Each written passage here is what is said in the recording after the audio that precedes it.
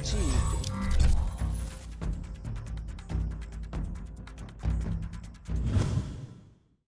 What is up, everybody? Welcome to Studio Day Heffrey, where one of you faithful subscribers named Chris Keating, he said, can we get a no hat episode? And you know what? I'll do you one better. I'll go no hat after golf. I'll give you the full flow. Full flow. Breaking news of the day, Jamize Olawale is opting out of the 2020 season, per Rob Phillips, my homie at DallasCowboys.com. So that's the only real news of the Cowboys day, but you know we don't need news to pop out a video and create wonderful content. We don't need any of that stuff. We're just here. You know what I'm saying? So Olawale, okay, the fullback from this team the last couple of years is opting out. Great. I mean, for him, you know, you guys, I think by this time know my stance on players opting out and the COVID in the NFL. Whatever you think you can do that is best for you, go get it. So, Maze, love you, brother. And hopefully you have a nice year. We'll see you next year. So, who benefits? How do you say, what is it, qui bono? I don't know. Who benefits? The guy that a bunch of you keep asking me about in the comments. Sewo Alon Elua. Sewo Alon. I think I got it. TCU running back. And not only him, but there are other guys that are going to try to make this roster. Rico Dowdle out of South Carolina is interesting. Darius Anderson, TCU, is interesting. So, you know, now I think some of those guys might look at it, and how many running backs are they going to keep is a question. I would imagine it'll be at least 3. So Zeke, Pollard, and does somebody come take that spot without Olawale? Now, here's the other thing, and I want to say this quietly because you guys know I'm a respectful guy. Like, Olawale seems like a sweet man. Seems like a very sweet man. I don't want a fullback on the field. You know? I wish him and his family the best, and I hope he has a very productive and lovely year. But I don't want a fullback on the field. I don't even want a fullback on the roster. Every play, 5 offensive linemen, Dak Prescott, Blake Jarwin, CeeDee Lamb, Amari Cooper, Michael Gallup, did I already say Jarwin? And either Zeke or Pollard. The end. If you want to bring Jarwin off for a play or one of the receivers needs to breathe and you want to bring Pollard in, have a little 2-back action and mix it up, outstanding. Let's get it. I don't need fullback on the field. Don't need one. Okay, so that's that. Now, big update, by the way. Big update. The 15% club has now become the 16% club. Checked this morning. Now, what is the 16% club? It means that you've got the notifications turned on. You click on the little bell and you turn on the notifications so that when I post a video, you'll know and you'll find out. The 13.5% club has on the notifications and allows YouTube notifications, whatever that means. So I guess you allow it to push to your phone. I don't know. But shout out to the 13.5% club and the 16% club. You guys are my biggest homies. Everybody else, you're just my friends. Good friends, but not quite best friends. Mailbag action. What did I put in the little scroll here? Olawale, defense concerns. Okay, yep. This is out of the mailbag.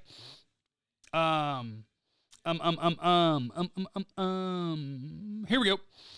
Joe Parks, 15%er here. Thank you, Joe. I'm worried about the defense. I don't see a Robert Quinn production replacement, which makes me wonder about the pass rush, and I'm not confident in a Byron Jones production replacement. Therefore, we score 40 burger, but opponent scores 42. Talk me off the ledge, Jeff. I think the secondary is the weakness, too. To ask Trayvon Diggs, a second-round rookie, to replace Byron Jones in terms of just the quality of play, it's not going to happen.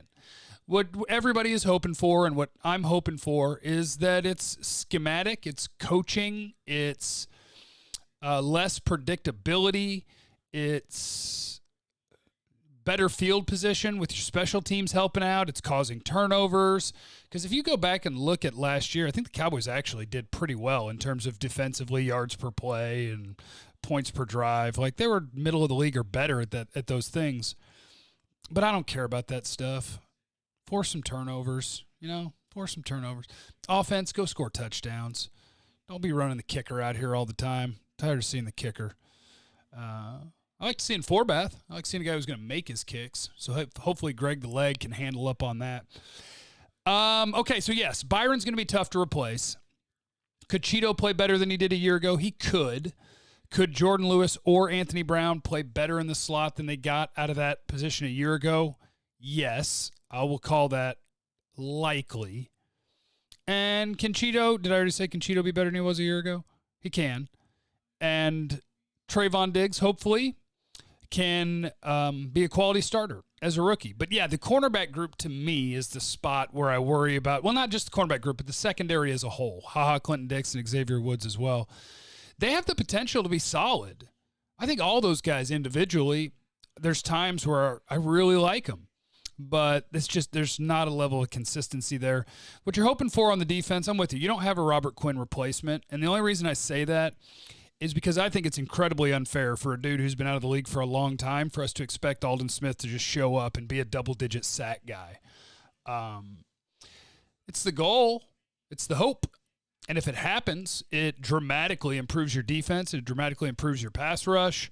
So that's another thing where you're optimistic, but that's a question mark. What does Aldon Smith bring to the table?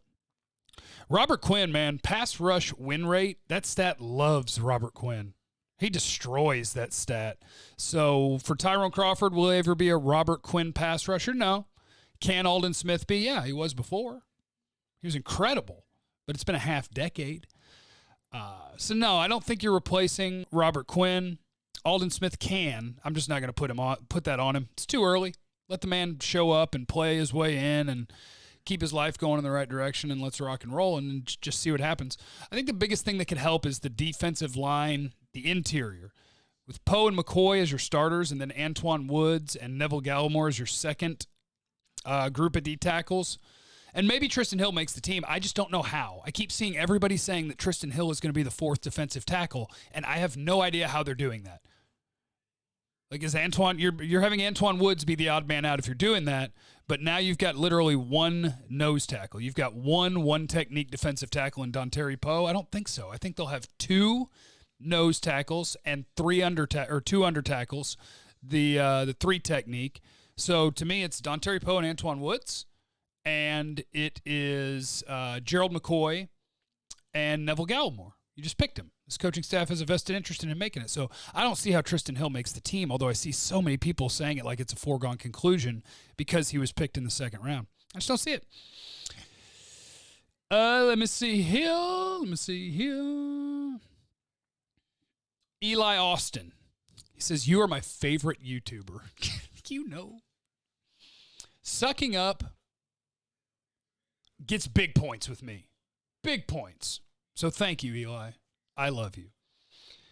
Made it to 15 minutes and 23 seconds. I'm a 15%er, and I'm proud of it. Favorite fictional character is Raymond Reddington from Blacklist. Who do you think will have a better season from each position? Wide receiver, CeeDee or Michael Gallup? Oh, that's not fair. Those are my guys. They're both my guy.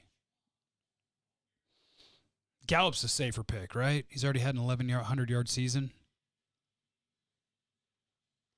CeeDee. Cornerback, Cheeto or Trayvon Diggs? I'm going to go rookie. I'm going to go Trayvon Diggs. Defensive end, Crawford or Aldon Smith? Crawford is the safe pick. I'm going to go Aldon Smith. Tackle, Tyron Smith or Lyle Collins? Boy, last year that was about a push. And you got to figure Collins is younger and getting better and better. But I know what I get from Tyron. You got to be a hater or misinformed if you don't think Tyron is still one of the 3 or 4 best left tackles in the league. I'll go Tyron, but you're going to be happy with both. Safety, Xavier Woods or Clinton Dix? I'll go Xavier Woods is going to have a better season. Linebacker, Jaylon or Vander Esch? Jaylon, I believe in the durability. Leighton, I believe in the ability more. I'll go Vander Esch. And if that's true, it really helps this team if he's healthy and able to play 16 games. So CeeDee, Trayvon Diggs, Aldon Smith, Tyron Smith, Xavier Woods, Leighton Vander Esch. You like that? You guys like that? I don't know. 15-15 club here, Chuck Daniel. He says Dean Winchester is his favorite TV character of all time. Question for you, Jeff. Why would the Jones give guaranteed money to a kicker that just got released by another team? I don't know. Zuerlein's been a really good kicker in this league for a long time. Damn it, I just said a Garrettism. But he's been a really good player in this league for a long time. He really has. And last year, they're going to tell you that he was hurt, and that's what happened. So we're going to go, oh, okay, and then we'll see. I just need them to give me a way to watch camp. If I have a way to watch camp, I'll let you know if they're screwing this up by getting rid of Forbath. But I don't know. Maybe there was a bidding war for his services. You know, his special teams coach is here now, Greg Zuerlein with Bones Fossil. That's his dude. Dallas Barnes, in what scenario does Jordan Lewis replace Anthony Brown? Because I know they just re-signed Brown, but I think we would all prefer J-Lo in the slot. I think it's J-Lo. J-Lo is already taken. Yeah, everybody prefers Lewis because I was higher on him coming out of college. I love the takeaway ability. I love the competitiveness. And Brown's been a steady player, but I think the upside is higher with Lewis. And so all he has to do, you know, we heard from him this offseason, as long as the coaches are telling people the truth, it's a clean slate, just go earn the job. You'll have enough opportunity in one-on-ones and team settings, even in a shortened camp, to go earn that job. So just go earn it. Anthony Brown, does he maybe have like this much of an edge because they know they've got him under contract for multiple years still? Maybe. But I think the best man will win, and so Jordan Lewis just needs to go be the best man. Nathan Henry, I don't expect Dallas to make a trade for a safety. They'll roll with who they already have, unless there's a string of injuries. So with that, who do you think Dallas could target the draft with one of their first 3 picks next April? Love the show. Take care. Thank you, Nathan. I'm not ready for draft stuff yet. I don't know. My buddy Dane Brugler on The Athletic, I know he's already put out his position rankings for probably every position for next year's draft going into the college football season. So I defer to him until I get to about January. That's when I'll start getting into the tape, December, January, and get that figured out. James Freeman, what system do you play Warzone on? Got to be PS4. If so, what's your gamer tag? Made it to 1523 and a 15%er. That's the people that stay locked in till the end of the video and have the notifications turned on. What a monster you are, James. I'm on PS4 for the moment. I'm going to be on PC because, as you can tell by my 1080p face here, I hope it's 1080p anyway, I got a gaming PC, got the upgraded PC there, but I don't have a controller for it, and I don't want to put third-party software on it to try to make my PlayStation controller work. That just creeps me out. So I ordered a SCUF controller, which is apparently fancy, and I'm waiting for it to get here, and then I'll play on the PC with that controller. Oh, my gamer tag is Jeffrey Time. That's my PS4 name, and it's my Activision name. I don't have any numbers after it. Just Jeffrey Time. All one word, Jeffrey. Hey, Jeff, great job you're doing with the channel. Diego from Chile, South America here. What are the similarities and differences between Tyler Biadasz's game and Travis Frederick's? Do you think Tyler could be maybe a better blocker on some screenplays on the run? He did a great one in the game versus Ohio. Big hug from Chile. P.S. You should ask about hot dogs, sides, and sauces. Okay, leave in the comments. What do you put on a hot dog? I believe that chili or chili and cheese is ideal. I don't mind. Oh, I got chicken on the Big Green Egg right now. It'll be fine. That's a secret on the Big Green Egg, or on any grill, by the way. You can overcook your chicken a little bit. Let it get up to 185, 190, whatever. It'll be delicious. I hit it hard. I'm going 275 to 300 temperature and just rip it. And I should go pull it off right now. What did you say? Oh, Biadasz versus Frederick. I think there are some similarities. So when I watched Tyler Biadasz's film, their 4th-round pick, he's one of those guys where the job just gets done. Like, to me, nothing popped off the screen like, oh, he's really athletic, or, man, he's super strong.